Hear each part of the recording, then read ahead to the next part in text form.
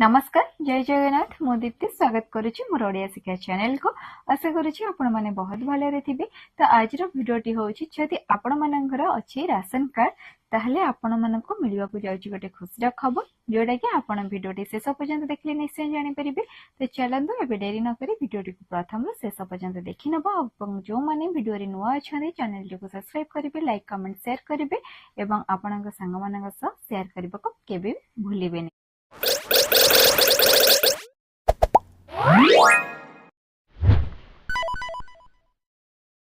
तो जमती कि मो वीडियो माध्यम आपण मन कहली राशन कार्ड रे किछि नुआ नियम ऐड हेछि तो सेही विषय रे मु आपन को वीडियो माध्यम रे जणैबी। तो देखंती जदि आपण माने राशन कार्ड रे आगरु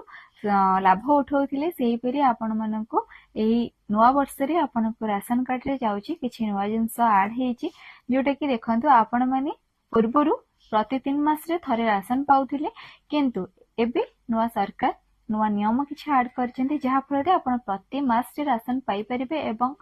ताहा पुणी फेब्रुआरी मासठू आपण चाउल सह गहम मध्य पाई परिबे। तेणु करी समस्त अनुरोध जो माने भी राशन ने ई केवाईसी करना हंती ताले निश्चय जाई कि आपनका डीलर को सह कथा ई केवाईसी करनियंतो जहा फल रे आपण माने ई सब सुविधा रे अंशग्रहण करि परिबे नचेत आपनका नांटी राशन कार्ड रो